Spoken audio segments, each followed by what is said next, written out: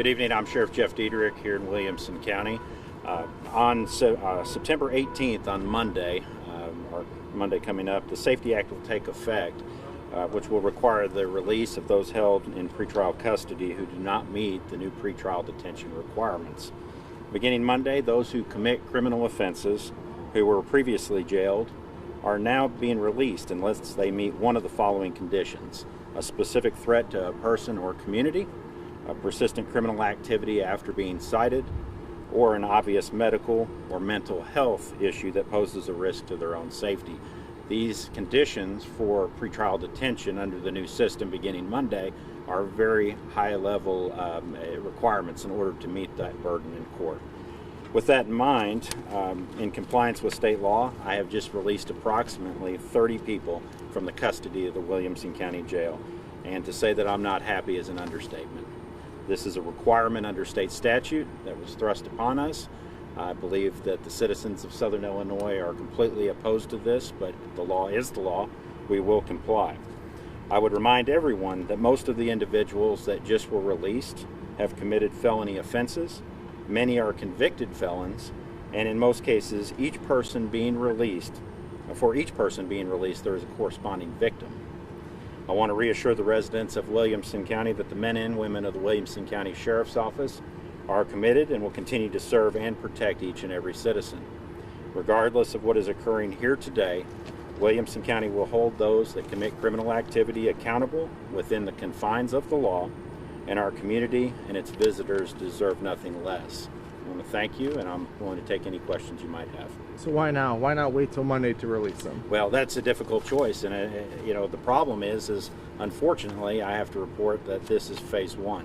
There is at least one more phase, possibly two, that'll be equal in size, and to be able to physically do all of that at one time is a burden.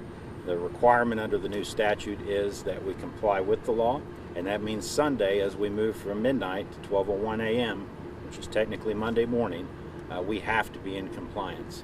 So we have to do this in phases to be able to handle the workload within the jail and to be able to safely take the new steps that are required under the state statute. Obviously they're just released out the front door. Where are these people going? It's a fabulous question. They're returning to the community in which we picked them up. Unfortunately, as you observed, not one person was concerned about where, how. Many are working around on the streets day, night. Many of them we picked up in the middle of the night from the streets. Most of them had cell phones, so they have the ability to arrange transportation, and steps were taken to be able to mitigate any problems for anybody, but most were committed to just walk out the door and to take care of it themselves. And they all have court dates still? They do all have court dates. They were issued notice to appear, and they have court dates. They will ultimately be held accountable in a court of law, but the new system is a little bit different, and that system requires that any felony offenses under the new system beginning Monday, individuals that are arrested will be brought to the Williamson County Jail.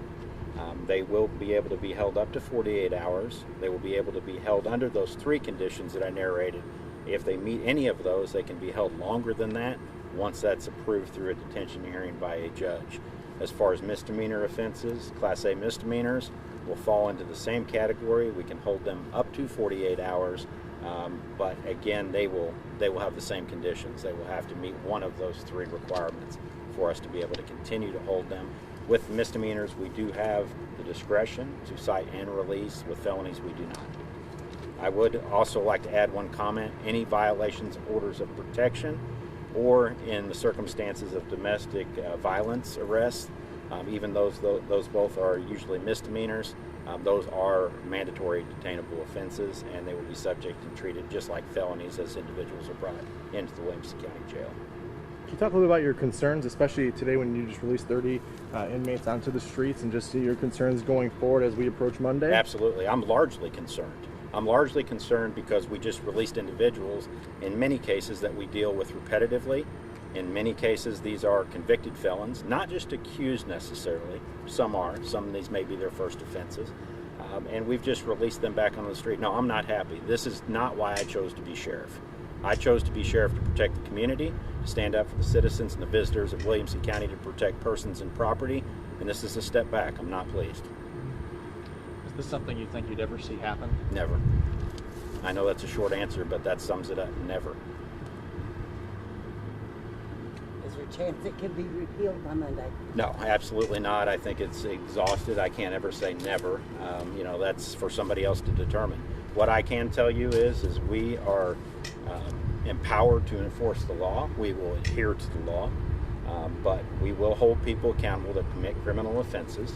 Ultimately, this does not change the circumstances once somebody gets to a court of law for due process. They can still be charged, they can still be held accountable and convicted in court, they can still be sentenced to jail, prison, probation, and all of the other remedies available under the law.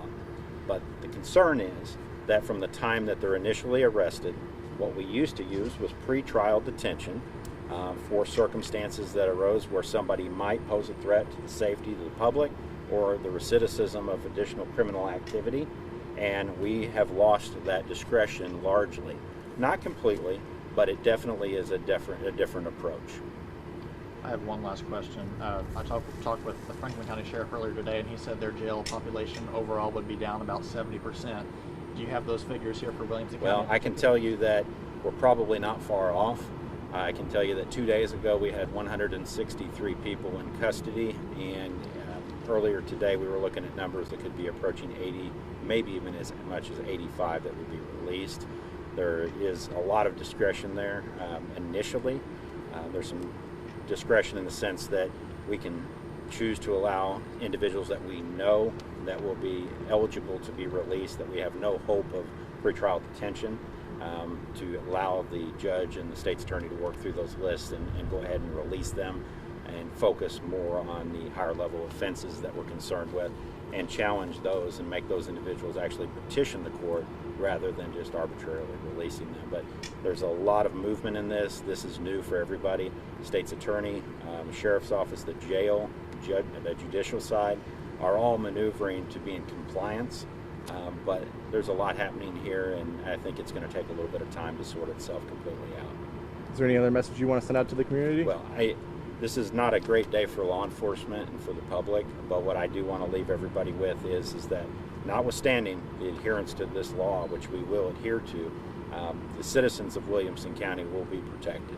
Their persons, their property, their families, the children, we will be everywhere and we will be present. So Williamson County is not a place for anybody that wants to commit criminal activity. Thank you very much, Sheriff. Thanks, Sheriff. Thank you.